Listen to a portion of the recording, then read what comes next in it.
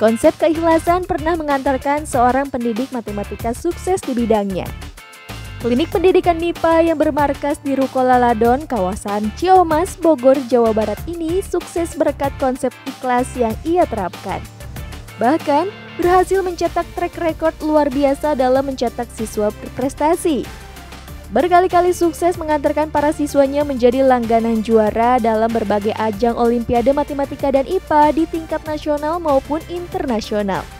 Namun siapa sangka, keberhasilan klinik pendidikan ini bermula dari kotak amal atau yang biasa disebut keropak.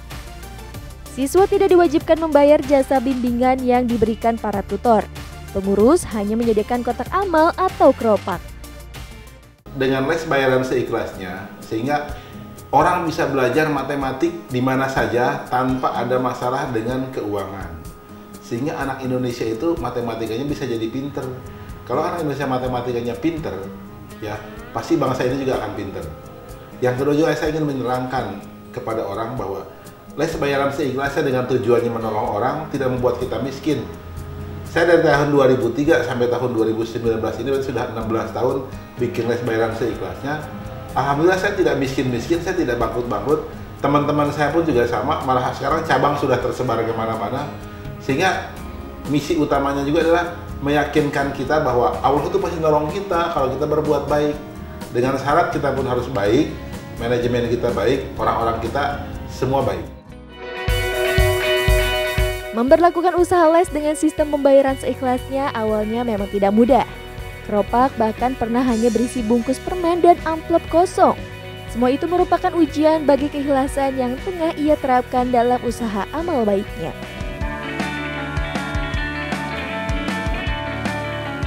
Jika mengikuti cara berpikir rasional, sistem pembayaran seikhlasnya barangkali cukup beresiko, bahkan bisa menyebabkan usaha bangkrut. Bagaimana mungkin tanpa menentukan tarif sebuah usaha bisa berjalan lancar? Siapa yang menjamin murid akan membayar dan mencukupi kebutuhan operasional bimbel? Itu sebabnya berbagai kritikan dari orang sekitar pun muncul dan mengatakan usaha bimbel tanpa tarif tidak akan bertahan lama. Namun, Ridwan tetap yakin bahwa lembaga bimbel dengan metode bayaran seikhlasnya akan memberinya timbal balik yang jauh lebih besar. Karena di dunia ini kita tidak cukup berpikir rasional saja, namun perlu menerapkan cara berpikir suprarasional atau berpikir di atas level rasional.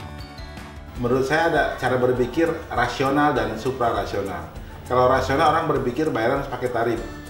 Kalau suprarasional kita dibayarnya itu dalam bentuk pahala goib gitu loh, yang masuk dalam tabungan yang Allah yang simpan gitu loh.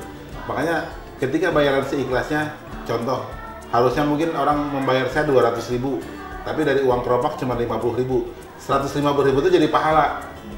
Nah itu akan kembali dalam bentuk rezeki kita terduga. Ada yang misalkan memberikan motor lah ke kita, memberikan ruko, memberikan apa. Makanya sekarang walaupun bayaran seikhlasnya, kita punya ruko, punya kendaraan, itu hasil dari rezeki kita terduga yang diberikan oleh Allah.